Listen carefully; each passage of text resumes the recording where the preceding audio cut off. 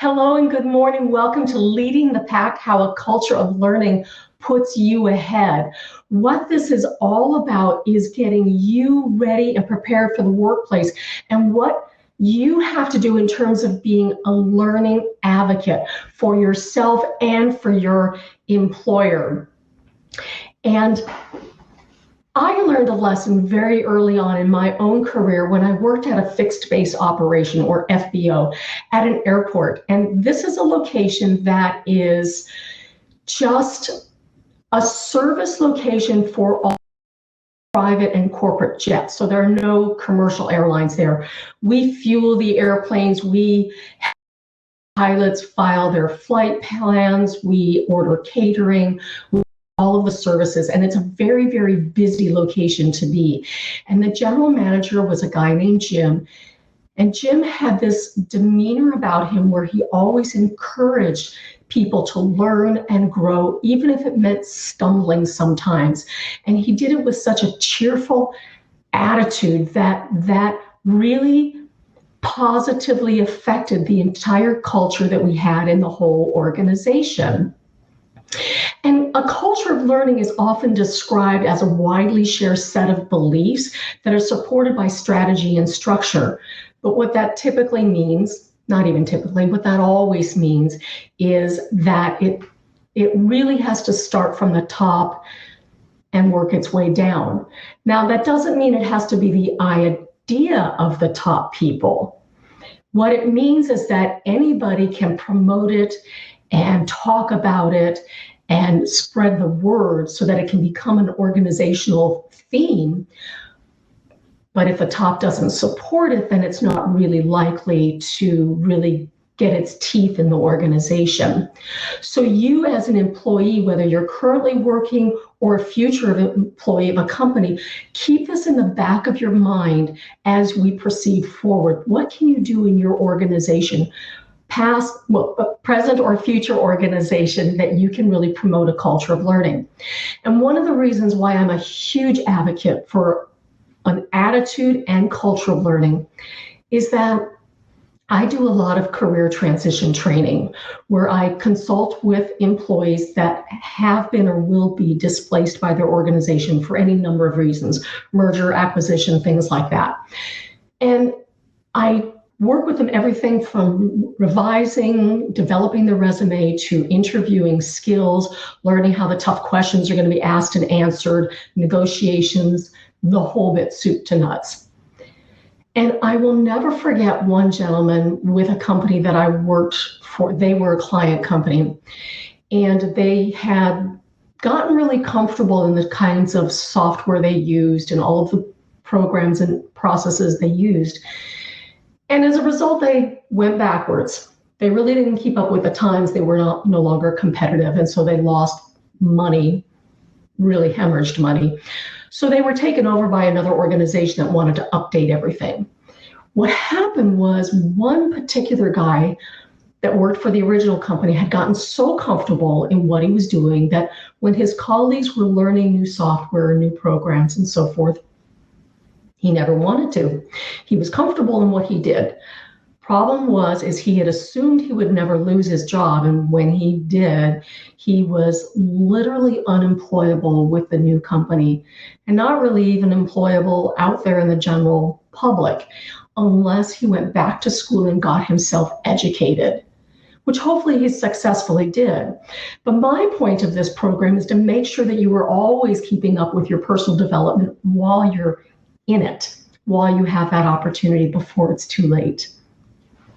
Let's just look at a couple of numbers here to give you an overview of what's going on out there. This is an infographic from the Society for Human Resource Management. So I didn't come up with what you saw here, but I am going to talk you through it really quickly. They found in a survey that employees wanted job-specific training. 95% of millennials do, 83% of baby boomers. In terms of career advancement, which is really kind of the long term, it's millennials by 89% and baby boomers by 73%. And in short term career development, The millennials are wanting it by 88% and baby boomers by 76%. Now, I find these numbers very, very encouraging because it means that a good portion of people, even the slightly older ones, still want learning opportunities and developmental opportunities because they realize that if they stop developing, they stand still. And when you stand still long enough, you actually slide backwards. And I think that's especially encouraging of the baby boomers because we think that, oh, they've been there, done that. They don't really want to learn anymore, but they do. They really do. So these are very encouraging numbers. I also wanted you to see something else real briefly, and I'm not going to go through a lot of stats with you, but another study showed that in organizations that have a strong culture of learning, and that means an attitude of learning on your behalf, something that you have to do, that those individuals have a 33% improvement in their work quality, which is really, really important. So if you want to do better in your work, keeping up with your educational opportunities will get you there. For those of you that are involved in healthcare, studies have shown that there's a 50% improvement in patient care. So these are really interesting numbers. Many years ago, when I worked for the DoubleTree Hotel, and I was the human resources manager, I had to recruit for all of the positions.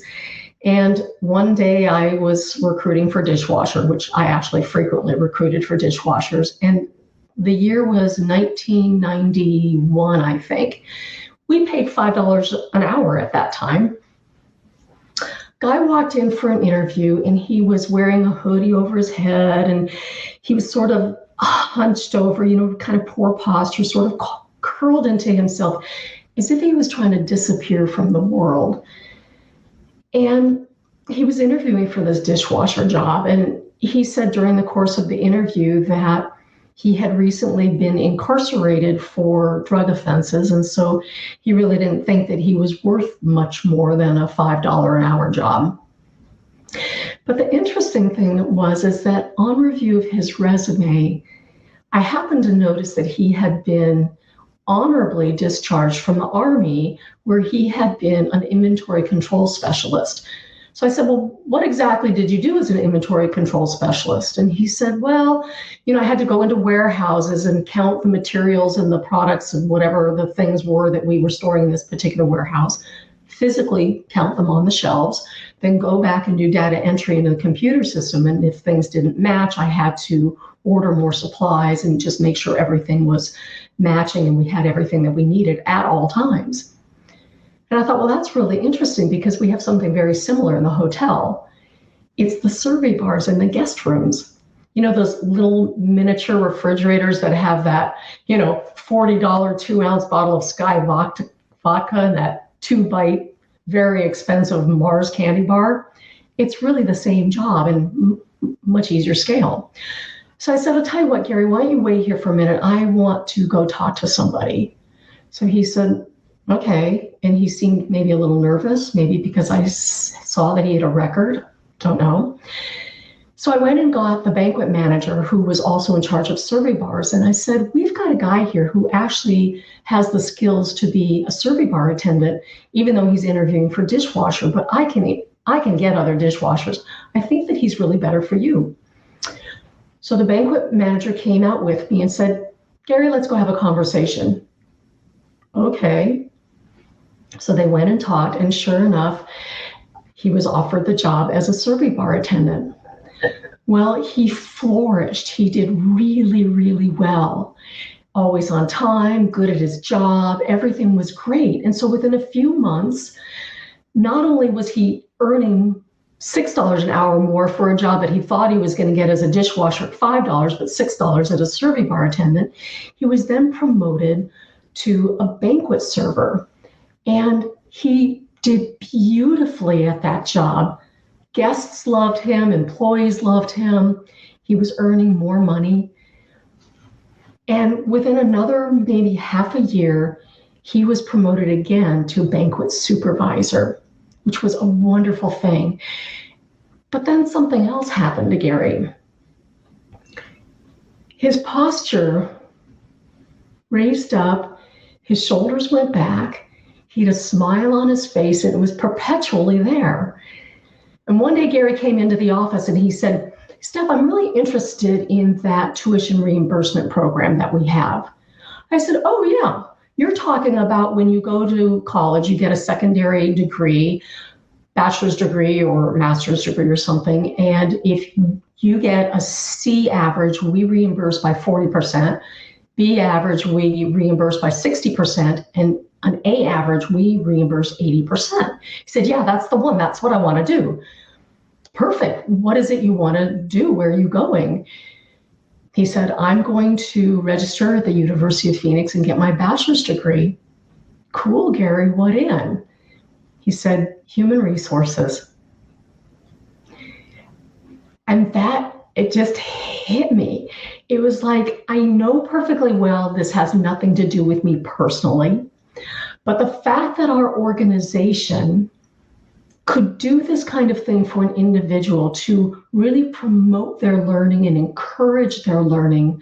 This guy came in a year and a half prior thinking he was going to earn $5 an hour, and at that point was earning about $9 an hour within a year and a half, and then wanted to go on and get a secondary degree.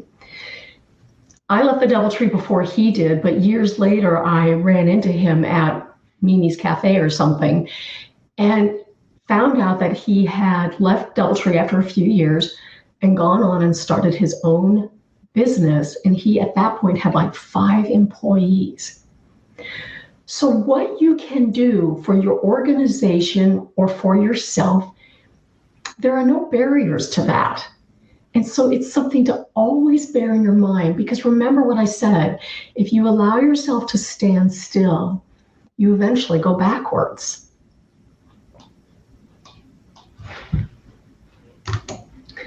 So today's employees are actually really focusing on companies that offer them learning opportunities. So when you're out there interviewing, you do have an opportunity to interview the organization as much as they're interviewing you. Not at the very beginning. It's not the first thing out of your mouth. But as you get deeper into that conversation, you are able to ask them questions about what other opportunities they have for you in the organization. This, in fact, becomes part of the negotiating conversation that I work with clients on. So these are among the things that employees or candidates are looking for. And I don't know how that got there. But companies also are beginning to understand that to remain competitive, they have to offer these opportunities for their employees. So as I mentioned, when you are talking to your organizations and your co-workers, this is something that if they don't have, you can promote. You can promote different facets of a culture of learning within an organization. And we're going to talk about those facets. Here they are, some of them. So think of it this way, learning can be internal. So for example, job development is internal to the organization. Safety training, like proper backlifting, wearing of hard hats, anything like if you're in chemicals or in a healthcare environment, many environments have safety training that they need to have. Technology training, like the example of the man that I talked about before, he didn't want to learn, and look what happened to him. So those are ideas for internal training. For external training, like in the example I gave you of Gary, getting a college degree, or learning a language, or maybe some cultural training for your own edification and interest, or maybe a hobby like photography. Anything that's on the outside that helps your own brain muscle development. Companies are often very willing to help support that, if not monetarily, then in other ways, which we will talk about. But think about it, it can be internal, can also be external. This is a diagram that I had developed so I could show you an idea that came from somebody in Australia, at least they shared it with me, in terms of children, but I switched it up a little bit to make it appropriate for adults. Many people feel like they're sort of in this pit in terms of learning. If you look at the top left, this person's like, I'm not going to try. There's every reason in the world that they don't want to try learning. And most of those reasons are, as you go down into that pit, I don't have the time. I've got too many things. Or they'll say, I don't have money. I can't afford an education. I've got bills to pay, children, can't do it. Or maybe they have too many other things on their mind. Maybe it's job stress, and they just don't think they have the mental bandwidth to go to classes and do homework. And so they fall at the very, very bottom where they're absolutely stuck and they feel like they just can't get themselves educated. If you, and in the broader sense, your organization, your colleagues, because you talk to them and you share the ideals, your bosses and your CEOs, because you say, this is what we could do for everybody. If you support that individual, whether it's yourself or somebody else, support them from your work and from the family. They begin to go up that right side of the pit. And then if they feel like they're getting value for their money, particularly if it can be supported by a financial means through the organization, and if the organization and family and friends are willing to help them be flexible, they start to come out that pit. And then at the top end, there's success. And look what they've done. It's like, ta-da! So help people and help yourself through that learning pit. Before you enter a program, whether it's your company or you personally, give yourself some goals. This is the beginning of a new year. It's a great time to set goals. So what might those goals be? If you're talking about yourself personally, you might say, all right, I'm going to have 3 goals for myself. One is going to be, I'm going to complete an educational program. 2, I'm going to make sure that I get at least a B average. 3, I will negotiate with my employer that if I complete this degree or this certificate program, that I get a $2 an hour raise. I'm making that up, but give yourself some goals. And I think 3 is a good number to start. But give yourself goals, write them down. The same is true for an organization. An organization can think of 3 to 5, maybe 7 things that are relevant to the organization and say, here's what we're going to have at the beginning of our program, usually a year, because that's a nice time frame. And then later we'll talk about measuring those again at the end of the year, but always give yourself something to measure by. These are the things that we'll talk about in a moment, but these are 7 steps to have a great culture of learning within an organization. So the first one is to get the owner or the general manager on the hook. And that's what I mean by at the beginning when I said, talk to them and encourage them to support a culture of learning within the organization. Because when individuals do better, the whole company does better. If this was a corporate presentation, I would have shown you many more facts and statistics. But for you, from the employee perspective, I didn't want to really share a whole lot of them, but I'm happy to send them to you if you want further information. But getting your GM on the hook, or the owner, whoever it may be, is the top, because if they support it, it goes all the way down. The next one is matching the work assignment to the employee. You know from your own experience that if you're not doing job functions you really enjoy, it becomes mundane, it becomes boring, you don't like it, and when you don't like it, you typically don't do very well. You can take 5 employees that do the same job and give them the job description and have them reorder them in the way they want to do those jobs. And I can pretty much guarantee you that each of those 5 people is going to have a different order in which they put those job functions. So you could say, all 5 of these functions need to get done, but we will prioritize them in the sense that you can do the ones that you find your top 2 or 3, and these people can do the functions that they find are their top 2 or 3, so that they're all getting done, but they're just reordered by person. If there's a way that you can work that out with your organization, I challenge you that you'll find that everybody becomes more productive. Again, we talked about clear goals. It's really interesting because only 51% of companies even have clear strategic goals, and studies show that only 6% of them actually even follow and monitor them. You can be that better person to help lead the charge on that.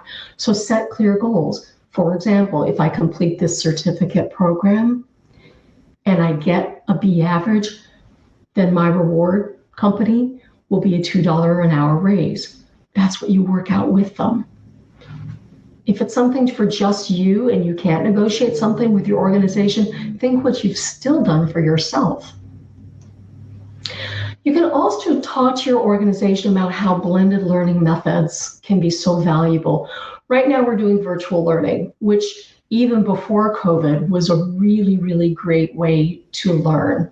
So it can be online. You can have self-study. My daughter is doing her master's degree online, but she can take the classes within the period of time that they're required, still when she wants, whether it's 3 in the afternoon or 3 o'clock in the morning. It's on her own schedule. You can attend workshops, be it in group sense, like this one right now, even though it's a virtual one. And then someday when we get past this pandemic, we'll be together again in workshops. Conferences like you see here, what a great way to learn and grow and network with other people. You can also encourage learning in-house, bring programs in. And one of the things that's really valuable to keep in mind is that a lot of organizations have their own HR departments do all of their training.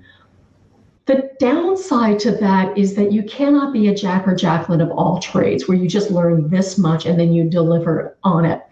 There's a real benefit in bringing in outside experts that are really knowledgeable in what they deliver. And if nothing else, it changes things up a bit. So that's something to encourage with your organization.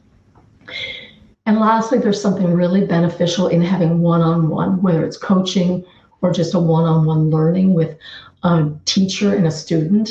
That's another really great way to learn. When I was at that airport, we had wonderful cross-training and job shadowing. I was able to go out on the tarmac and ride in those little carts and watch the fuelers fuel airplanes, and I learned so much. And in turn, they were able to come sit with me at the desk and learn about what I did, and so they had an understanding. So anywhere that I've gone, I've really encouraged cross-training, because when you learn what it's like to be in one another's shoes, it's eye-opening. The other benefit to that is that if the company is shorthanded for some reason, somebody is sick or an emergency in the family, whatever, there are other people that can do their job for them. And if you're that person, it can make you invaluable. So give that some thought. If you do a particular job at an organization, ask if you can learn at least some of the functions of another job, maybe something that's ancillary to what you do, because there could be a day when they need somebody there and you're like, I can fill in today. You never know. You also have to model the behaviors, whatever they may be. So for example, when we talked about safety training and I mentioned hard hats, if you were in a construction environment and you were required to wear a hard hat, but the CEO or the manager or the construction general manager, whoever may be, came and they were walking around, they weren't wearing a hard hat, you'd say, well, if they're not, why should I, right? So there's that trickle down effect. So modeling the behaviors, walking the talk, and demonstrating it, whether it's software to hard hats, to lifting techniques, to wearing gloves, masks, whatever it may be, you have to model the behaviors. Also, if you're the manager, or you can encourage the manager at your workplace or the general manager to provide, giving managers the opportunity to learn coaching techniques can really be invaluable, and it really changes the way they work with their own staff and groups. So think about encouraging managers to be able to learn coaching techniques. If you are a manager, have been a manager, are applying for management positions, you might want to also think about getting some coaching training. It would be a great add-on for your resume and something to talk about in your interview opportunities, that you've had coaching training. We talked earlier about setting clear goals, and I've mentioned rewards like that $2 an hour raise. Lots of things can be rewards, whether it's gift cards, a monetary reward, an actual job title promotion. whatever it may be, if you have rewards based on performance and learning, it gives somebody a clear goal. And a clear goal spoken and documented is a goal that happens, because you've probably heard the saying, a goal that's never written down is just a wish. So have rewards based for performance and goals. So here's a little quick project for you. I hope you've had some paper and you've been taking some notes, but I'm going to show you those 7 steps again and give you just a couple of minutes. Use this opportunity while it's fresh on your mind to write down just some quick notes about what you can do for each of these areas.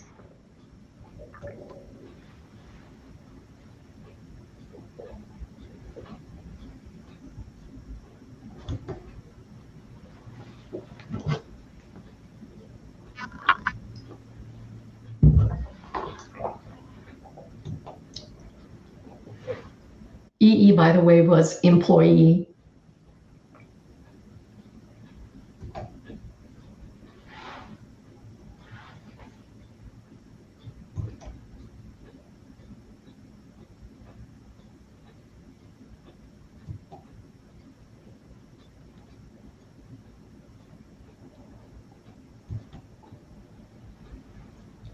So again, those are the 7 we just discussed. Let's give you another couple of seconds to see if you can write down just a few thoughts so that you walk away with a few ideas.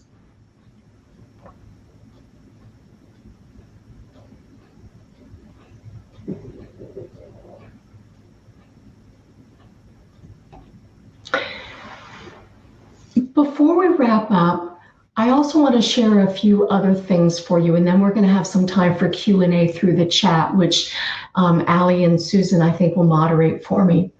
But think too about how you can share in your workplace and with your managers and CEOs and owners and for yourself that here's how a culture of learning and an attitude of learning motivates people. Everybody wants to feel these things. Everybody wants to feel valued, like what you say matters, that your place in the organization matters, that you as a human being on this earth matter, and that you have value. Everybody wants to feel that. We also all want to feel connected, that we are, in a sense, part of a greater family. And the people that you work with, we spend more time with them. Maybe not so much in COVID where we're working from home, but if you're working from home and you're online all the time, in a sense, even through your computer, you're spending more time with the people that you work with than the people you live with. So there is that saying, and you've heard it, you spend more time with the people that you work with than you do with your own family. So we have that sense of family. We have that sense of connection, and people want to feel that. They want to feel heard and understood, and that there is something that ties them to the people that they work with and their organization. We also all want to feel a sense of contribution. And when you learn and you grow and you have something to offer back to the organization, whether you learned something internally that was job related, career related, career development, you have something to give back to your company.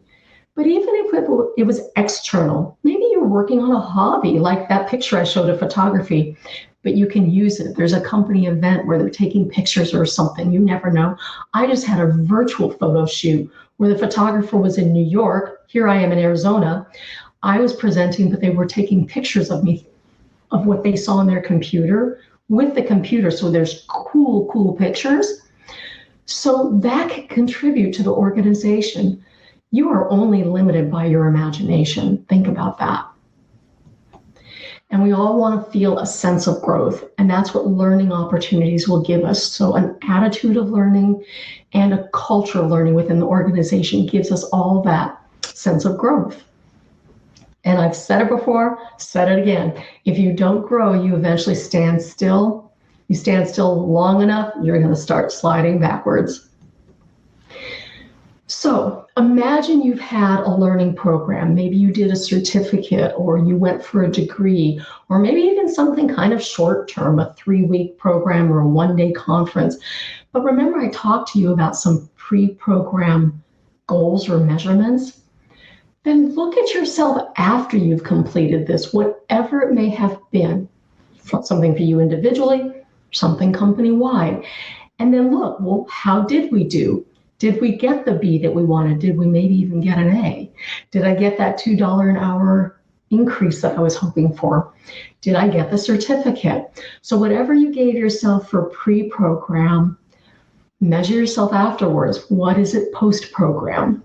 Again, if you don't write down your goals, they just are wishes. So for you to always stay motivated, you want to keep learning, whether it's for yourself or for your organization. So I would really encourage you to foster an attitude of learning and a culture of learning for your overall organization. You're one great piece of that whole pie, and we just make the pie bigger. Before we go into the chat, I wanted to just leave you with some final thoughts and my contact information, and then I do want to have dialogue for the few minutes that we have through the chat. But I'll never forget when I worked at that fixed-based operation, and Jim was that great general manager who always encouraged us to learn. He came up to me on my second day there at that front desk, and it was utter chaos. I have to tell you, I mean, working different telephone lines and on radio at the same time, trying to make pots of coffee, get fuel orders out to the flight deck, get catering orders in, talk to the passengers as they got off airplanes, you name it. It was just crazy. And Jim came up to me, and the front desk was one of those high counters. So it's, about yay high on me. I'm sitting back there like I'm 3 years old. And Jim says, so how's it going, Stephanie? How's you've been on your first and now second day. And I was like, oh my God, Jim, I mean, it's a crash course. I've got to learn catering and fueling and all these different radio lingos and the phones. And it's a lot. And he said, Steph, he puts his hand on the countertop and he goes, never say crash at an airport. He was so funny and just really allowed us to be ourselves and to learn and to grow. And if you can do that in your small part for yourself and share that to the organization as a whole, that is my call to action for you. So I really hope that you have something that you can take away from this. Well, thank you for attending. I sure appreciate that. And we'll see you at the next Toastmasters function. And again, reach out to me if you have any questions, thoughts, observations, or anything I can help with.